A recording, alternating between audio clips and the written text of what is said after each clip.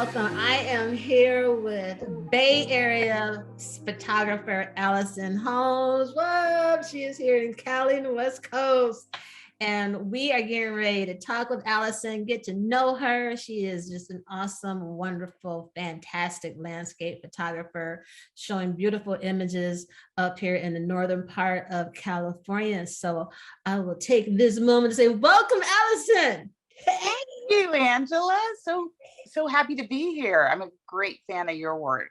Oh, thank you. As I am of yours too. Thank you. Thank you. Mutual admiration. You know, and it all comes because it's like, oh, there's another woman photographer, Black woman photographer that's in landscape doing it. And it's just like unicorns. Right. We are. And I get, I don't know, maybe I just get excited because I'm like, oh, we're not on the island by ourselves. No, we're not. We just have to travel around the island a little bit to find us. Exactly. So as we are here today, and we are so delighted to be able to, to talk with you. And also thank you so much for, having some time to, to share yourself with us.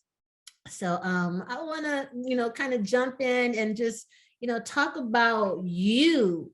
So what is it about, photography? When did you start?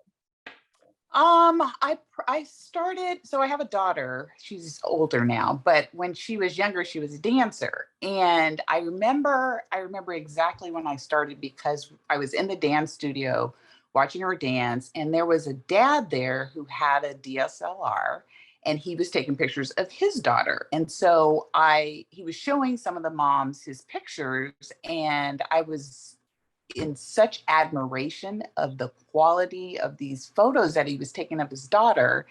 I immediately decided I want to do that too, so that I have pictures of my daughter as she goes on this dance journey of hers. So that's when I started.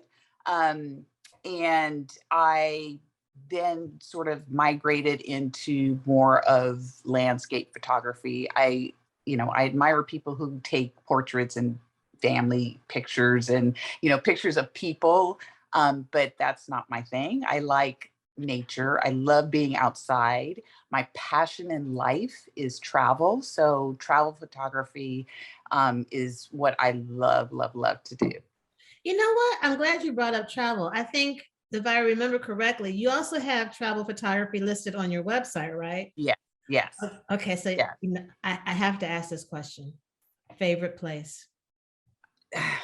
So I get asked that question a lot, and I can never answer it with just one place because every place is my favorite for a different reason. So like the Galapagos Islands is my favorite because of the amount of wildlife that you can take. And I think it's only, in my mind, it's only second to going to Africa to take wildlife photography. Venice is one of the most beautiful cities I've been to, and it's just like a photographer's dream. So, that's one of my favorites.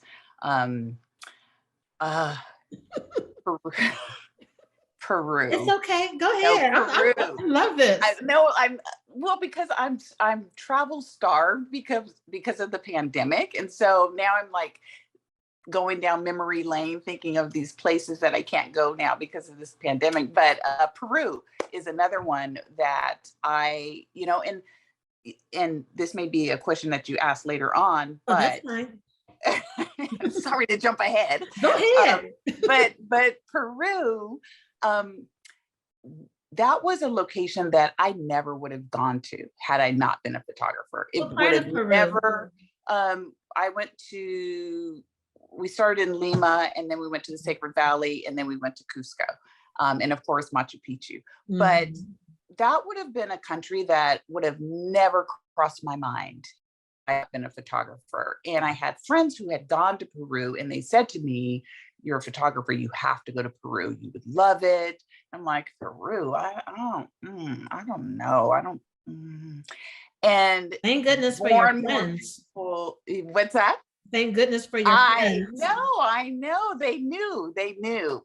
But going there, and the colors and the people, and that's the only time where I am interested in taking pictures of people, taking candidates of people, is when I travel to faraway places, because you take those photos of the people who live there, and you come back home and you look at these photos, and it just gives you a sense of place, and it reminds you of the culture that you were immersed in. And some of my, like, one of my favorite pictures is a photo of two older women sitting in front of a cathedral in Cusco, and it appears that they're telling each other a joke, and I caught that moment, and I love that photo. But that's the only time where I love taking pictures of people.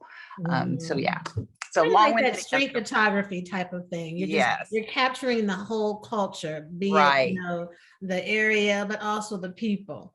Yes. Oh, Peru. Yes. Oh, I know. I went there a few years ago, so I'm up here. I'm like, I know, I feel it with you. Isn't it awesome?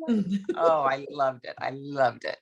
So I know I might be jumping ahead, but once everything is clear, what's the plan? Where you gotta go? Well, I'm not waiting till everything is clear, because I cannot. I'm a travel addict.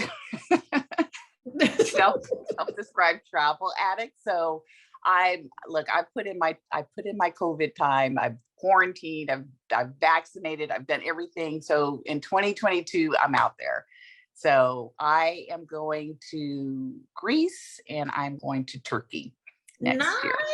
Yes, yes.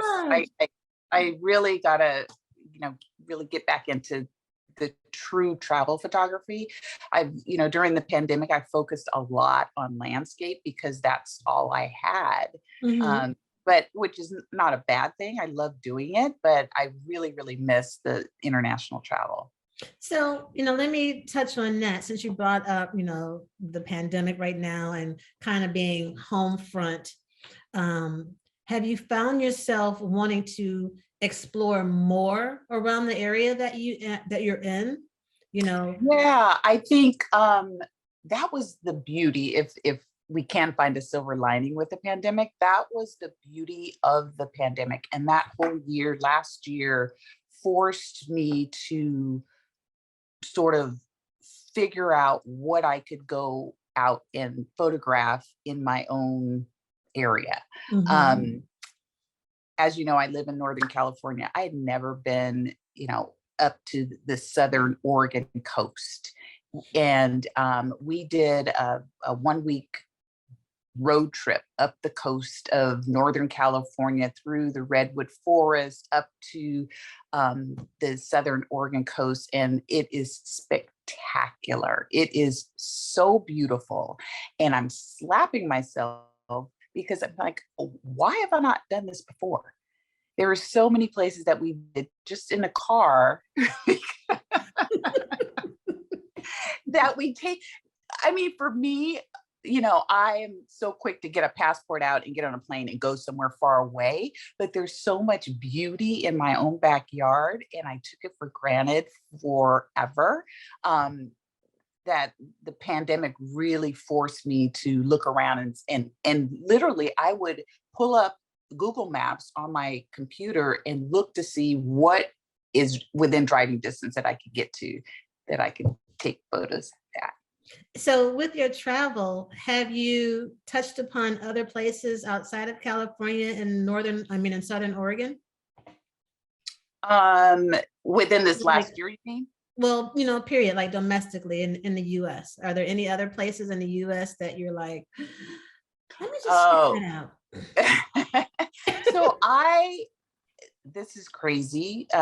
With all the traveling that I have done, I'd never been to Seattle. And I don't have a good reason for that, but in August, this past August was my wedding anniversary. My husband said, well, would you like to go to Seattle for the weekend? I'm like, oh, somewhere new? Yes. So we went to Seattle, and Seattle is a photographer's dream. That city is beautiful. It is beautiful. And you've got the city of Seattle, but then you have the surrounding area of Seattle. So we went up to Mount Rainier National Park. Oh, yes. Yes. And it was beautiful. So I loved it so much that we went back again the following month. I think it was September. It was October. We went back again. But I just loved it. That's the thing about the pandemic. I was set and had plans, to continue with a few of my international travels, and then, taking this opportunity to just be like stateside and just hit places, in the US that I hadn't. And you are absolutely right. It's just, you go to these places and you're just like, whoa. Why haven't I done this before? Right. Because a lot of people think, well, you got to go out and you won't see stuff. And it is so many places here. So that's, good for you getting up there, Yeah. Especially the road trip up to Southern Oregon, up the coast. Yes. And I can't wait to do it again. I cannot wait to do it again. I wouldn't go now because of the weather. But I was just talking to my husband the last week and I asked him, when are we going to go to Oregon again? Because I cannot wait. There is so much to see. Mm-hmm. I was there. Gosh, was that October? Anyway, I spent like 3 full days. Yeah. And it was just like, okay, this is cool. I know I'll be back, because I was just only in Definitely. like just a really small part of the state. But anyway, so I want to, circle back just a little bit. So, you had got a camera, you were taking pictures of your daughter, and then you got into landscape photography, right? So what was it that really piqued your interest in landscape photography? It's one thing to take pictures of your family. Did you see something? What was it where it was like, you were like, yes, I want to do that. No, I don't think so. I think with landscape photography, I'm going to be my only critic. Whereas if you're taking pictures of people, they're like, can you make me look 5 pounds thinner? Always, yes. Can you do this to my hair? Can you no. So that is so true. I and nothing against people who do portrait photography and photos of people, more power to you. I just don't have that patience. But I think with landscape photography, I like being outside. I love being outside. Travel photography, that is my passion in life. So, when I'm out, I love taking pictures, because when you come back and you've unpacked your bags and you're back to your regular routine, you have those photos to take you back to the place that you had just visited. That is so true. So I'm gonna spin it just a little bit here. Since we're talking about photography and the travel and the landscape, so many times people will say, what kind of camera do you have? That's a beautiful picture. It must be the camera. What's the camera? And I'm sure you hear it, lots of times they're always thinking it's the camera. So I'm going to ask you to share your 2 cents. Is it the camera? Is it the photographer's eye, or is it both? Yeah. So when you gave that example, I had that happen to me when I first started in photography. And I'll never forget this. I was in the dance studio and I'm taking pictures of my daughter and the other dancers. And one of the moms, she sees my photos and she's going through and she's like, oh, these are so good. Oh, it's because you have a good camera. And I looked at her and I had to bite my tongue, because I'm of the belief that you can take some really bad pictures with a good camera. I do it all the time. So it is not the camera. I believe that it's the photographer, because if you look at an image that catches your eye, that image will be in focus. That image will have good lighting. That image will have a good composition, and those are all things that are under the control of the photographer, not the camera. I have seen some art gallery quality photographs that were taken with the latest iPhone, for example, but that is because whoever was behind that phone knew what they were doing. Exactly. So that's my 2 cents. Oh, yes, it is so true because we get that a lot. Oh, it must be the camera. Yeah. It's like, here, you take a picture then. Right. Let's see what you got going on. What do you Yeah. enjoy most about photography overall? I think it's what I alluded to before. It has, especially in this last year, it has really forced me to go to places that I would never have gone before. And that's what I think I like the most about it. The other thing is it challenges me to be creative. I am not a creative person in my mind. I'm not a creative person. I'm very say. I've seen your images. I've seen your creative people are issues. now telling me that I'm creative, but I don't feel that I'm creative. I'm a very left brain, methodical, analytical type person, and so photography has really challenged me to be more creative. So yeah. Okay. So would you say that's also the hardest part because it forces you to be more creative? Or would something else be the hardest part of photography to you? The hardest part of photography for me is getting the weather to cooperate. That's the hardest part of photography, especially with landscape photography, because weather is one of those primary elements in landscape photography. It can completely change what that image looks like, whether it's moody or bright or like, yeah. So getting the weather to cooperate is the most challenging thing for me when it comes to photography. So I'm going to touch on that. I'm going to expand a little further. You have in your mind this image that you want to capture. And in your mind, the clouds are a certain way, the light's going to hit a certain thing on the landscape a certain way, and you're watching the weather, you trek over to where you're going to take that picture, and boom, Mother Nature was like, I got you. That has happened so many times. So what do you do? So many times. So I I am learning to with help from my husband, because he has really guided me with this, because we would especially last year when we had time on our hands, with the pandemic, we couldn't go anywhere, we would drive to the coast. So I'm probably 35-40 minutes before I can see water. And I've checked the weather, it's going to be nice, we get out there and it's completely socked in with a marine layer. So I'm my nose is out of joint. I'm not a happy camper all the way home. And this had started happening quite often. And he would say to me, honey, you have to look at this as a fishing expedition. We are going fishing. Every time you go fishing, you do not catch a fish.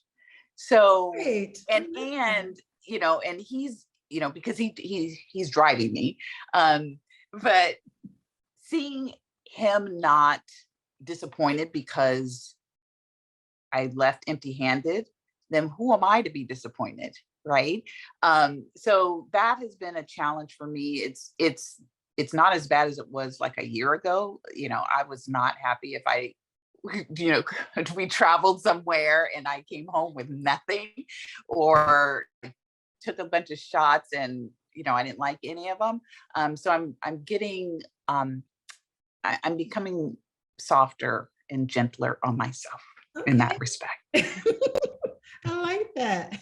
Yeah. So yeah, fishing expedition. So now when, if there's going to be a good sunset, he'll come in and he'll say, are we going fishing today? And so I know that means we're going to go out and try to capture some images. Right. So, taken from what you just said, would you say, being in the landscape and nature photography, as it relates to, being the person that you are today, would you say that it has taught you patience? Oh, accept what is, what will be, will be. How has landscape and nature I'm photography? trying, Angela. I am trying with the patience. I am. I think so. What it has done for me is it has really enhanced my perspective of the world around me. Okay. So now when I go somewhere, I'm not like years ago, I would go and I'd take pictures, okay, and then I leave. But now when I go places, I actually take the time to be in the moment and look at what is around me and appreciate the beauty that is around me. So I'm not always, when I go to a location, I'm not always click, and then jumping in the car and leaving. I'm actually, I'll take a few pictures and I'll sit and just watch the waves come in. So that's what it has done for me, is to really, really appreciate the world around me. Nice. How would you describe your style? It's the Alicen Holmes style. What is that? What is that? I don't even know what that question means. My style. Let's say, we all know if we see a black and white image from back in the day, it's like, oh, that must be an Ansel Adams. That's an Ansel Adams picture. If we see like a Moody, do you like, which I think you may have already answered this, because when you drove to the coast and saw the marine layer, I don't think Moody. You're like, I was moody after that.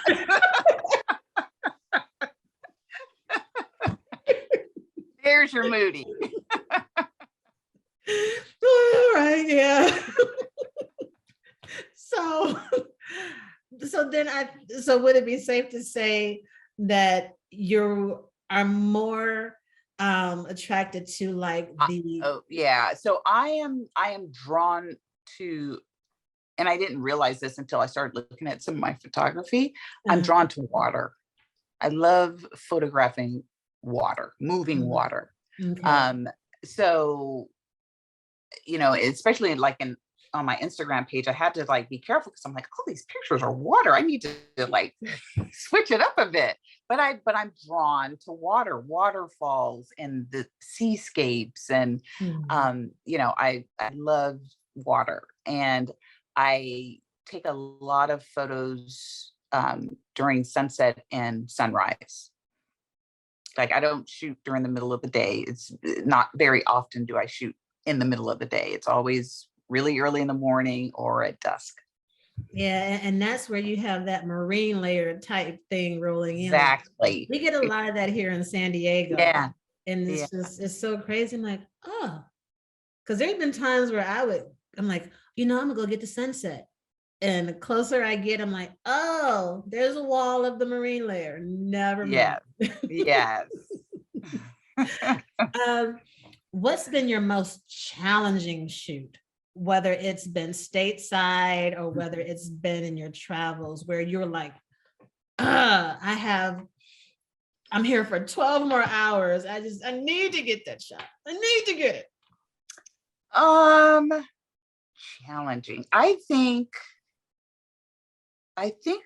well, I can't think of a particular time, but I do know, so I'm afraid of heights, which is not a good thing if you are a landscape photographer, because there's there's not a good thing.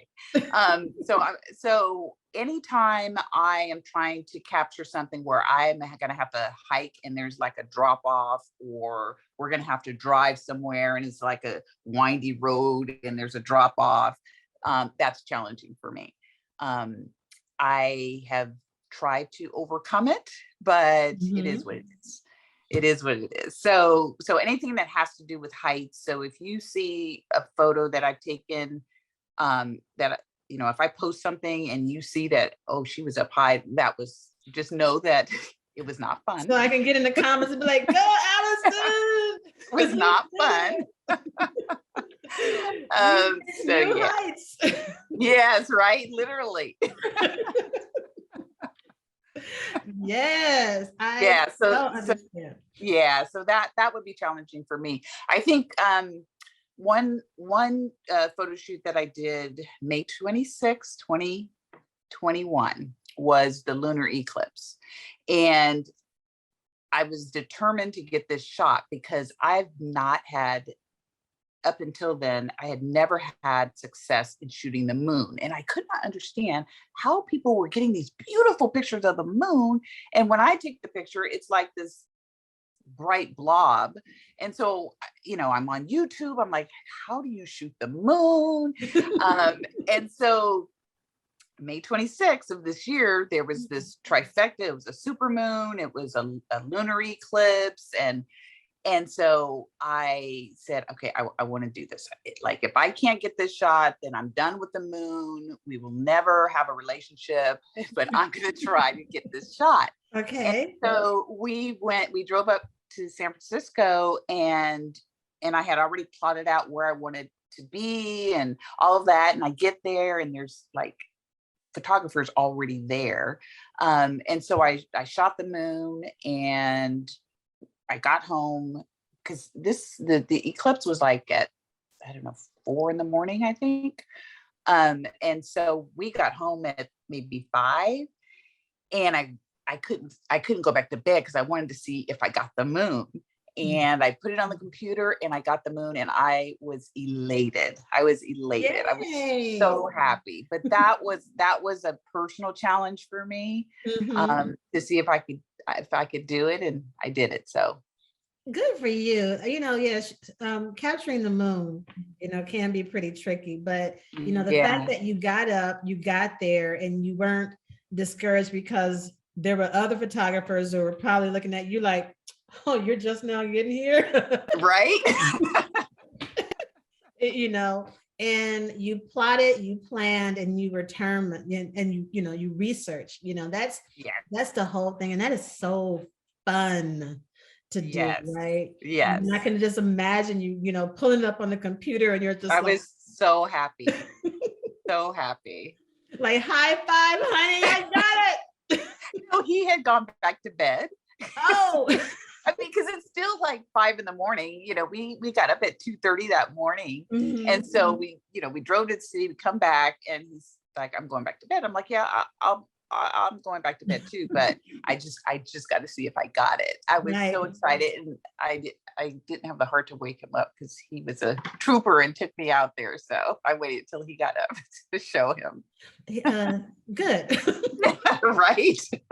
Yeah. So what or who keeps you motivated or inspired? The other photographers that I follow on Instagram. I learn a lot from them. Mm-hmm. They don't know who they are, but I follow almost 1,000 photographers on Instagram. Mm-hmm. And just looking at the different styles and, how they approach things, and the way they look at things has really taught me when I go out to shoot. The first thing I do when I get to a spot is I'm looking around, and I'm looking around for different options, and looking around to see how many different ways can I capture this scene. Mm-hmm. But I learned that from looking at photographs from other photographers. Yes. With social media, do you feel that it is like, I guess, a photographer's aid, or it can be a photographer's hindrance? Because I hear, two sides. Like, you have a positive aspect when it comes to social media, and then there are others that's like, I couldn't get my picture to look like that. I suck. Oh yeah, I'm not the latter. I don't, I don't, like I can only do as well as I'm capable of doing. So if I'm looking at a photographer who has been, in the field for 25 years, and, they've been published, and they've been this and that, my photos are not going to look like that. And that's okay. Mhm. So I try not to compare myself to what I'm seeing on social media. Right. It's a trap that once you get sucked into that, it's all bad. I Um, know. but I use it more as a tool to help me get better. So again, I'm looking at these photos and I'm looking at them with an eye of, okay, how did they even think to get that composition? Would I have thought of that if I were in that scene? And Mhm. that type of thought process goes through my mind. It also is wonderful for um, learning about new spots to go to. So like I would have never gone to Turkey had I not seen the beautiful landscapes that they have in Turkey. Yeah, So yeah, it's great for learning about new locations. it is, and there are times where I have, saw places and like, oh, I want to go there. And I just kind of looked it up, to kind of find and, did the research. But, we as photographers, when we're going to such beautiful places, there are some bad humans that seem to also want to go to these places and, spray paint or do what have you when you go back. So it's almost like, I want to share the spot, but I don't. I'll tell you the state and you'll figure it out. Yeah, yeah, you know, yeah, sure, yes. what I'm gonna switch it over to gear.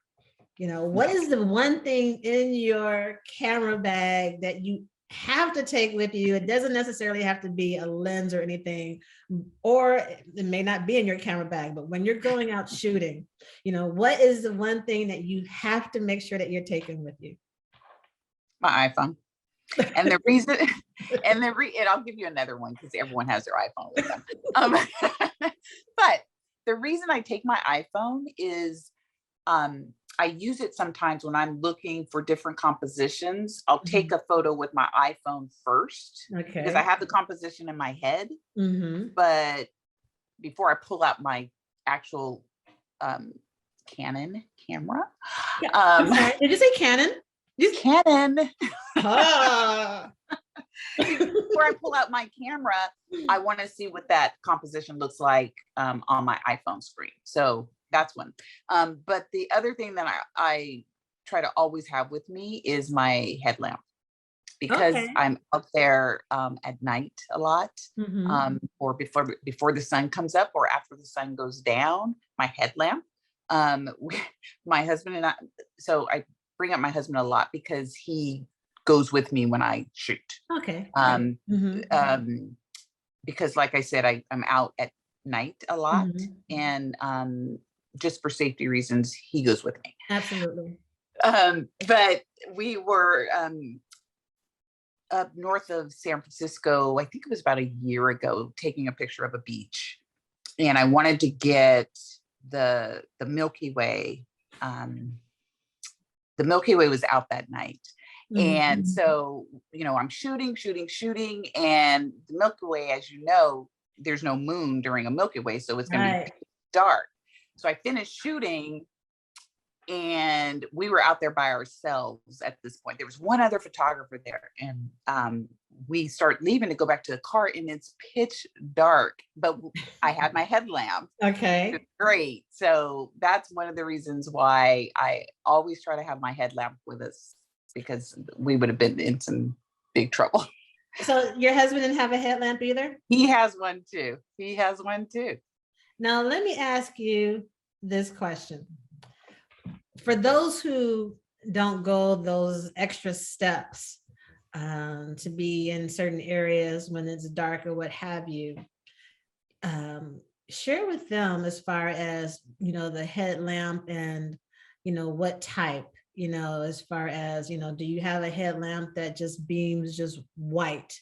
Do you have a headlamp that also gives you the option to have red Yeah. or another color? Yeah. I know I know which headlamps. I have like quite a few of them. Oh, But wow. share your share your I perspective. didn't even know what brand I have. I just know I was just so proud of myself for having a headlamp. I don't know what brand it is or anything, but I know that it shines white, but then there's an option to either blink, or there's another option to do red. And I used the red. We went up to Crater Lake last year, and it was during Milky Way again. Okay. And so it's pitch black out there, and there was a lot of photographers out there. And so that's where the red came in handy, because it's so dark, you need something, but you don't want to put that white light out, right? Right. So I had the red on, so that came in handy. All right, Allison, as we're talking about gear, and I won't mention that you're a Canon person, because say it louder. Can you say it louder for the people in the back? Canon photographer. What is your favorite backpack?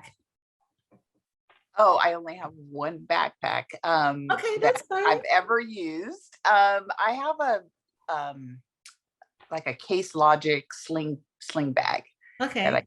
It's not too bulky, and it fits everything that I need when I need it. So that's what I've been using. Okay, so it's a sling one. Mm-hmm. All right. Yeah, and I like it because if I need to get my camera out, I don't have to take my backpack off. Okay, you can just. Yep. Mm-hmm. Yep. Mm-hmm. Exactly. What about shoes? You mentioned that, like, you go to the coast. You did a hike where it took you on the edge of the earth looking over. But as landscape and nature photographers, we are out and about for quite some time. A lot of us are, and standing on our feet. It's not like we're trekking and we have a chair with us too, along with our camera equipment. So what keep your feet happy so that you don't get an attitude?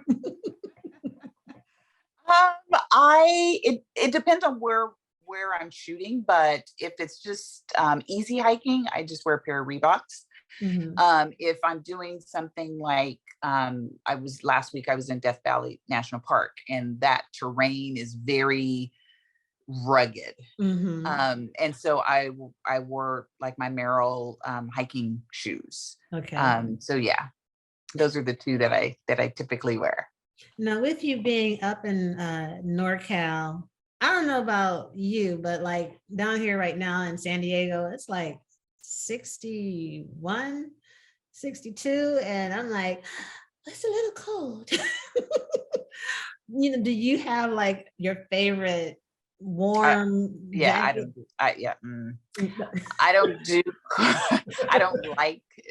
I don't like to shoot in the cold. I'll do it every now and then, but mm-hmm. I typically like warm weather. But when I do shoot in the cold, I have a Patagonia, the little puffy jacket. Right. Yeah, I have one of those, and I love it because it keeps me warm. And depending on where I'm shooting, I may wear a hoodie underneath the jacket so that I can like keep my ears warm. So yeah, that's my jacket of choice. Your expression when I was talking about cold, you're like, no. Next question. No cold. What other favorite items do you like to bring outside of your Canon camera? My Canon, I have my Canon camera, my Canon lenses. What do I like to bring? You have a Canon hat? I want to get a Canon hat. I want a Canon, if you're watching this, I want a Canon baseball cap. I always wear my Nike. I don't have a Canon baseball cap. I want one. Oh, yeah, I wear my Nike baseball cap as well. I can't think of anything else that I bring. If we're doing a road trip and I'm doing photography on a road trip, then I'll have, a picnic basket full of snacks and food, mm-hmm. waters and things like that. But yeah, that go-to stuff. Then you cannot get hungry on the road. That's not good. No, and I totally agree with you. You can get an attitude if you're hungry and if you have to go to the bathroom and there's not one around. Yes, this is true. Yeah. What advice for people, we have so many different levels that are following our group, which is awesome. Oh, wow. That's And great. with that being said, and with the beautiful work that you have and the experience that you have and a lot of the things that you have learned, what advice would you share to someone who, they're like, oh, Allison, let me look her up. Oh, I love her. I want to do this. What advice would you have, for someone that's getting into it, Just starting photography? Mm-hmm. Learn how to use the camera first. Because there's nothing worse than getting out in the field and trying to create an image and you don't know how to change your settings, or if you want to, I bracket, I do exposure bracketing a lot. Mm-hmm. If you want to do that, but you don't know how to do it because you didn't take the time to learn how to use the camera. So Mm-hmm. that would be my first line of advice, is to either read the manual or go on YouTube or whatever, but play with the camera. And then practice. There's no better way than practicing to learn how to take great images. Exactly. Do you have a favorite app that you use when you're getting ready to go out and Photo pills? Yes. Yes. You heard that, everybody. Photo pills for sure. Oh, I use it whenever I'm going out. Pretty much, probably 90% of the time, I'm on photo pills. I love that app. Yes. That's just the thing. The more that we're all having the interviews and these awesome photographers sharing advice and their tips and things, a lot of people are like, I didn't know about that. I didn't know about that. Yeah. Because they're people just will some people I've encountered, they'll just take for granted, I'm just gonna go out and I'm just gonna take pictures, and they don't know their camera. They haven't studied weather or any of that nature. So there's a lot of things that go into play, as you have shared with us this during this interview. And with that being said, with the people that are following and to the Black Female Landscape and Nature Photography Group, what does that mean to you to see more women of color out here in this genre, and or as I should say, beautiful other unicorns? All the unicorns. I think it is wonderful. I think it's wonderful. When I came across your site, I was like, oh, what? What is this you speak of? I loved it. I mean, representation matters, right? Not just in this genre, but for everything that we do. And I think if you think about young people seeing you or seeing somebody who looks like them out there in the field taking pictures, it can be inspiring for them. Exactly. That's the thing where it's just, I'm in meeting, like I said, so many other beautiful and awesome photographers that I can identify with. I didn't have that opportunity back when I was getting into it. And, and now I think we're building our community where we can have the children of tomorrow say, oh, Alicen Holmes, yes, I have her pictures. Like right off the bat, I'm like, Ansel Adams, of course, I know who he is, right? That's right. But we need more of us so that we can, influence, the next generation. Absolutely. Yes. Well, tell everybody, where can they find you, your Instagram handle, your website, and if you have your beautiful images for sale, where can they get those? Yeah, so I am Alicen Holmes Photo on Instagram, and that's Allison, Alicen. And my website is AlicenHolmesPhoto.com. And right. so I've got photos on my website. You can go on my website, and if you're interested, you can reach out to me and we can talk. Awesome. Well, thank you, thank you, thank you so Is it much. over? It's over. Oh, this is so fun. So thank you. It has been. It has been such a pleasure talking with you. Thank you. And everybody, please, if you are not already subscribed, please subscribe to our YouTube Click the channel. button. Thank you. Comment and share. We're going to provide you with Allison's contact information, her Instagram and her website handle in the description, so you can go and check out her beautiful work. And again, share this, share it with your children, comment, like, we're building this community, and there are so many amazing photographers that we will be bringing your way, such as Allison. So thank you. Thank you. Thank you. Oh, thank you, Angela.